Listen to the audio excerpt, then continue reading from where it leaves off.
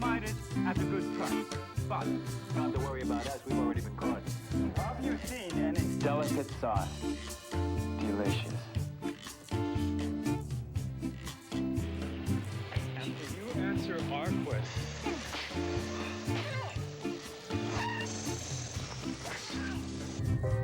Golden Valley, the only microwave. Do you know? Confucius say nuggets of wisdom are never as tasty as these. You may ask, well, with all of your stories, does anybody become a star? Can anybody, is there anybody who survives and makes it? When I first went to New York, one of the ladies who was starting out at exactly the same time was Mary Steenburgen. And Mary, when I met her, was 19. I was about, I think, 24 or something like that. And she was from Little Rock, Arkansas, had kind of a, Arkansas accent, I think she was friends with the Clintons also, if I'm not mistaken. But anyway, we started out together, and maybe 2 years later or some kind of a thing like that, I was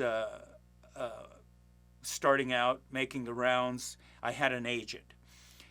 She hadn't started yet. And she told me that there was an illness in her family that suddenly came up.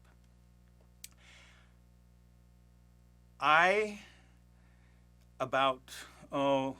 was probably about 3 or 4 years earlier, my father had passed. In his case, he had cancer.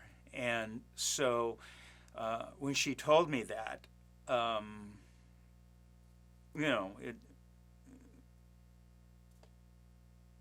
she told me that, and it touched me. So anyhow, long story short, I was in my agent's office, and there was a call out for a soap opera. Elizabeth Taylor was going to do a stint on one of the soaps, and they were actively looking for who could play her daughter on the soap opera. I immediately, at that point, thought of Mary. So I contacted her, and I talked to her about it, and maybe it's a good idea, I'll see if I can help you, get submitted into that. So she agreed, and we were working on her first resume. Okay, this is kind of a sort of a lesson in names. So we were typing up, I think I was typing her first resume. We were trying to put, some things on there. There wasn't much, of course. And she brought up her name. Okay. Steenburgen. Years ago, right, there was actors. They'd have to change their names, or the studio period of actors. They changed their names for you or whatever. So there was still that stigma, but it was dying out at this point and this date. But we still, she was concerned about it. So we tossed it around, she wondered, well, should I shorten it? Should I, that's such a long name. Mary Steen, Mary Burgeon, we're going back and forth at all these names. She brought up an aunt who she really liked. I believe the aunt's name was Amy Ryan. Since then, I think there's another actor named Amy Ryan. But anyway, she always liked that name, so maybe that name or whatever, because you're just starting out. You don't know what is going to work and what's not going to work. At any rate, we didn't change it for that, and then got the resume typed. It was kind of like if you ever seen an old black and white Frank Capra movie where the two people are going back and forth. This was kind of like that, okay? So anyway, we got that, and then I introduced her, and brought her over to my agent, Lynn. And she met her and submitted her, okay? Now, why am I bringing this up? Well, the names, for one thing, to talk to you about that. But this shows you something about the paths that we take. She did not end up, I don't know whether she got called in or not, but she did not end up, getting the part, so to speak, of Elizabeth Taylor's daughter on a soap opera. However, what happened a couple of years after that is really something to think about. So,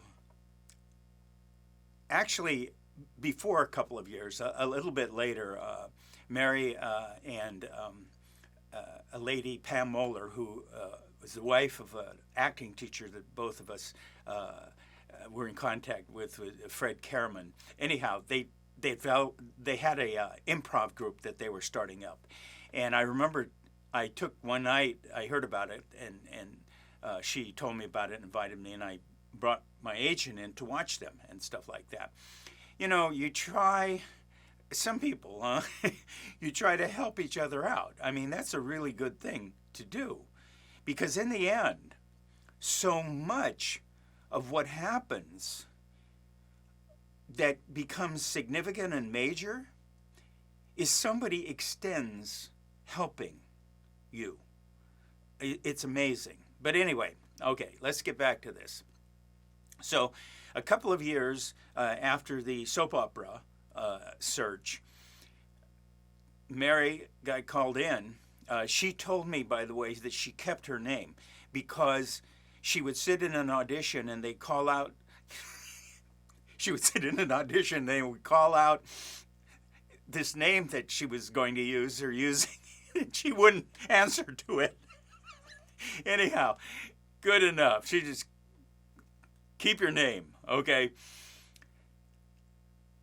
Long, big story that I'm not qualified to talk about. It's just what I was told. Anyhow, she got cast as in one of these new face types of leads for a Jack Nicholson movie. Jack Nicholson cast her in the feature film Going South, and she's doing the female lead. So this started her off, of course, on a long, very distinguished career of movies, leads and movie star, right? And I think she did a picture time after time, and then she did a picture called Melvin and Howard, and she won an Academy Award. So there you go.